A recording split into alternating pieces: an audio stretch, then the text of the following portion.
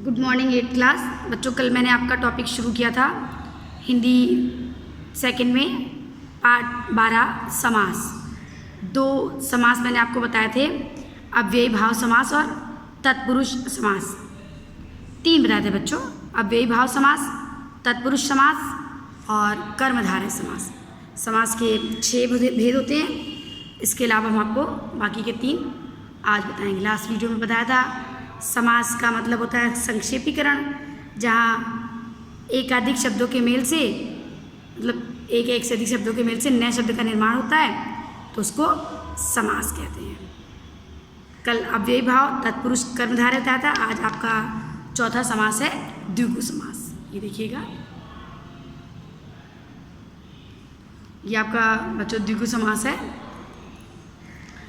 द्विगु समास पहचानना बहुत आसान है। इसकी परिभाषा है, जिस समास का पहला पद 2 पदों से मिलकर बनता है, तो जिस समास में पहला पद संख्यावाची होता है और समस्त पद समूह का बोध कराता है, वहाँ पर द्विगु समास होता है। बस ध्यान रखिएगा, द्विगु समास दिमाग में आते ही बच्चों पहला पद आपका संख्यावाची होगा, तो वहाँ पे द्विगु समास होगा। जैसे हमने बोला नवरात्रि, नव, चौपाया 4, त्रिभुज 3, त्रिकोण 3, त्रिशूल 3, सप्तसिंधु 7, पंचरत्न 5, दोपहर 2। तो ये पहले पद का मैंने आपको शब्द बताया कि पहला पद आपका सब संख्यावाची है, संख्या का ज्ञान करा रहा है, बोध करा रहा है। जैसे हमने बोल दिया नवरात्रि, 9 रात्रों का समाहार। चौपाया 4 पैरों का समूह। ये समास विग्रह समासिक पद है।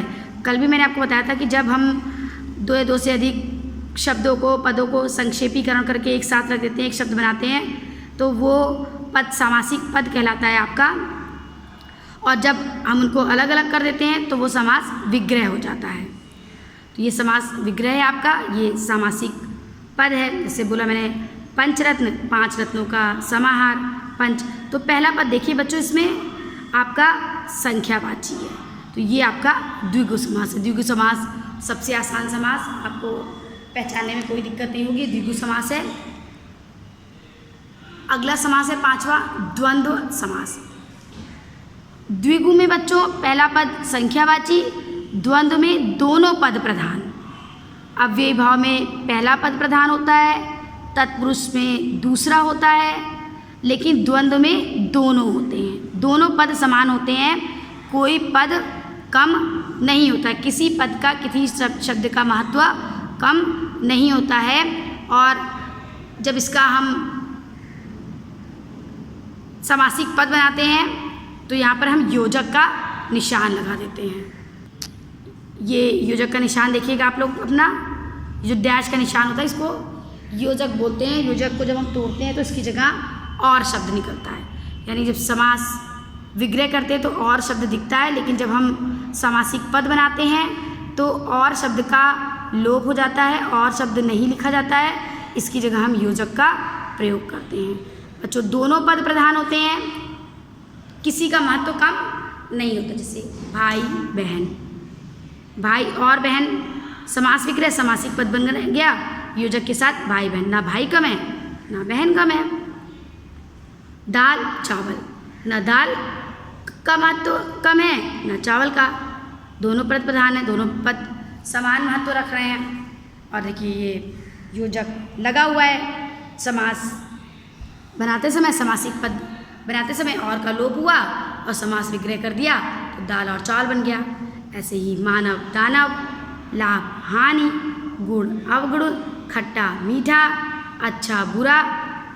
ठीक है, तो इसमें कोई भी पद कम महत्व वाला नहीं होता है। ये आपका द्वंद्व समास होता है। कि फिर से एक बार, जिस समास में दोनों पद प्रधान होते हैं और समासिक पद बनाते समय योजक लगता है और का लोप हो जाता है, वहाँ पर द्वंद्व समास होता है। 6ठा आपका जो है बहुव्रीहि समास है। फिर बच्चों पद की बात आई, मैं बार बार बोल रही हूँ, अव्ययी भाव में पहला पद प्रधान, तत्पुरुष में दूसरा पद प्रधान, द्वंद्व में दोनों पद प्रधान, लेकिन बहुव्रीहि में दोनों ही पद प्रधान नहीं होते हैं, बल्कि किसी तीसरे पद की प्रधानता होती है, तो वहाँ पर बहुव्रीहि कहते हैं। जैसे हमने आप बोला तो दशानन, तो यहाँ पर हमने समास विग्रह किया 10 हैं आनन जिसके, तो 10 आनन हम किसको कहते हैं? रावण। ना 10 इंपॉर्टेंट है, महत्वपूर्ण है, प्रधान है, ना आनन, ना 10 पद महत्वपूर्ण है, ना मुख पद, बल्कि 10 मुख वाले अर्थात रावण जी का, रावण का यहाँ पे मतलब दिया गया, तो रावण पद प्रधान है, तो यहाँ पर बहुव्रीहि हुआ। से गजानन बोला हमने, ना हाथी महत्वपूर्ण है, प्रधान है, ना आनन, बल्कि हाथी के समान मुख वाले अर्थात गणेश जी यहाँ पर प्रमुख हैं, महत्वपूर्ण है।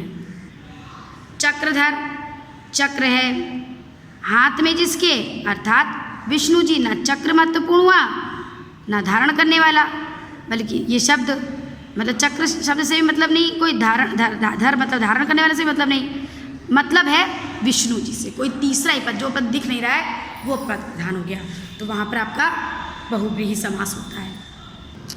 कभी कभी बच्चों आपको कन्फ्यूज़न हो जाएगा कि देखिए यहाँ पर तो संख्यावाचक है, तो समास विग्रह करने पर देखिए यहाँ पर दिया है द्विगु और बहुव्रीहि समास में अंतर दिया हुआ है।